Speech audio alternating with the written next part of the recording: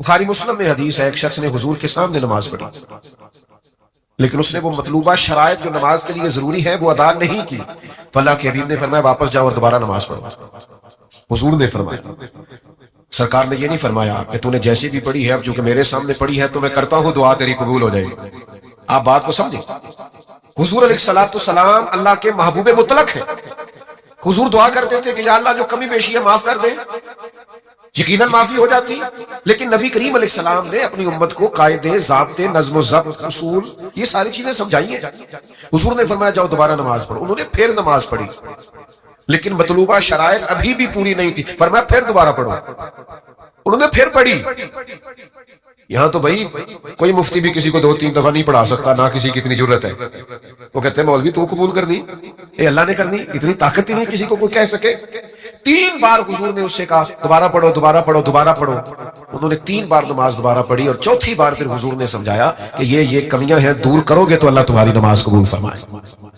تو آپ قاعدوں و ضابطوں کے جب تک پابند نہیں ہوتے، نظم و ضبط کے پابند نہیں ہوتے۔ حضور علیہ السلام سے عرض کی یا رسول اللہ میں اونٹ کھلا چھوڑ کے اللہ پہ توکل کروں، فرمایا نہیں، باندھ کے اللہ پہ توکل کر۔ آپ پرہیز کر کے شفا کا مطالبہ کریں، آپ ساری وہ چیزیں کھاتے جا رہے ہیں۔ اسلام نظم و ضبط کا قائل ہے۔ ظہر کے بعد صحابہ حضور سے ملنے نہیں جاتے، ان کو پتا تھا کہ اللہ کے محبوب علیہ السلام دوپہر کے کھانے کے بعد کچھ دیر قیلولہ فرماتے، نہیں جاتے تھے، ان کو خبر تھی آرام کا وقت ہے۔ تو بھائی اسلام تو نظم و ضبط کا قائل ہے۔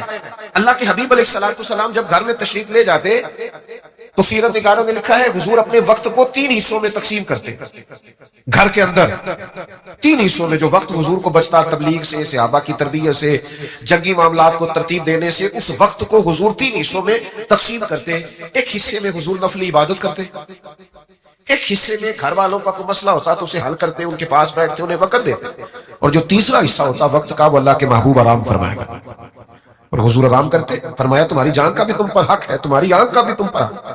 تو اپنی زندگی میں نظم و ضبط بنائیں، چیزوں کو ترتیب دیں۔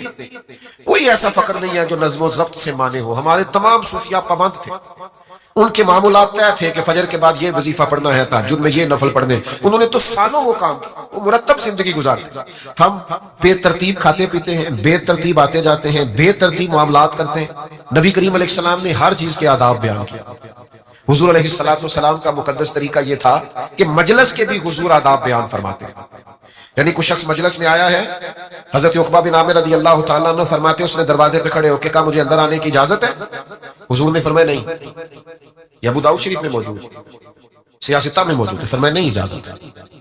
پھر ایک شخص سے کہا اس کو آداب سکھاؤ، وہ گئے اور جا کر کے ان سے کہا کہ جب آپ سامنے آئے ہیں تو پہلے السلام علیکم کہیے، پھر اس کے بعد اجازت طلب کیجئے، پھر آپ کو اجازت ملے گی، اس ترتیب کو درست کیجئے۔ انہوں نے جا کے ان سے کہا تو انہوں نے عرض کیا السلام علیکم، محبوب نے فرمایا وعلیکم السلام، اور جسے حضور کہیں وعلیکم السلام۔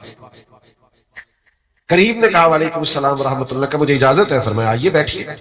ایک مجلس میں امام قرطبی نے لکھا ہے، صاحب تفسیر روح المعانی نے، کہ جب کوئی باہر سے شخص آتا تھا نا اور وہ حضور کی مقدس محفل کے آداب نہیں جانتا تھا تو حضرت صدیق اکبر رضی اللہ تعالیٰ عنہ کے ذمے یہ کام تھا کہ وہ اس شخص سے ملتے اور اسے حضور کی بارگاہ کے آداب بتاتے، یا کسی شخص کے ذمے لگاتے کہ اسے سمجھاؤ اے پائے نظر ہوش میں آ، یہ کوہ نبی ہے، آنکھوں سے بھی چلنا یہاں بے ادبی ہے۔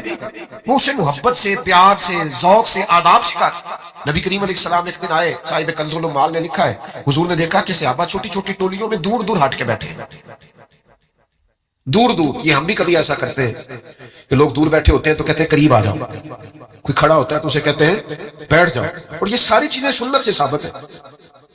صحابہ مختلف ٹولیوں میں دور دور ہٹ کے بیٹھے تھے تو اللہ کے حبیب علیہ السلام نے فرمایا قریب آ جاؤ اور مل کے بیٹھو۔ فرمایا شیطانوں میں بھی کچھ بھیڑیا ہوتے ہیں، وہ جب انسانوں کو الگ الگ بیٹھا دیکھتے ہیں تو شکار کر لیتے ہیں۔ فرمایا جماعت کے ساتھ رہا کرو، اکٹھے رہا کرو، اس لیے کہ جو اکیلا ہوگا در مرشدہ چھڈی نہیں، نہیں تے ہو جاوے گا روگی، جیڑی بکری اجڑوں وچھڑی وہ بگیاڑا جوگی۔ جیڑی بکری اجڑوں، بکریاں اکٹھی ہوں تو اس پہ بھیڑیا حملہ ڈرتا ہے، لیکن ایک بکری ہے تو پھر تو شکار ہو گئی۔ جیڑی بکری اجڑوں وچھڑی وہ بگیاڑا جوگی۔ تو حضور نے فرمایا مل کے بیٹھو۔ پھر تو شارحین فرماتے صحابہ اس طرح مل کے بیٹھتے تھے، اس طرح جڑ کے بیٹھتے تھے کہ ایک چادر بھی سب پہ ڈالی جاتی تو پوری آ جایا کرتی۔ لیکن کچھ لوگوں کو الگ سے دکھنے کا شوق ہوتا ہے، الگ سے نظر آنے، وہ بعض اوقات شیطان جو بھیڑیا اس کے ہتھے چڑھ جاتا ہے۔ تو نظم و ضبط مجلس کا، محفل کا نظم و ضبط بڑی مشہور روایت ہے نا، ایک صحابی کھڑے تھے محفل میں تو حضور نے فرمایا اجلسوا، بیٹھ جاؤ، تو پھر جس کے کان میں جہاں آواز گئی وہ بیٹھ گیا۔ حضرت عبداللہ ابن مسعود مسجد نبوی شریف کے دروازے پر ہی بیٹھ گئے۔ تو یہ آداب ہے، مجلس کے آداب ہے، گفتگو کے آداب ہے۔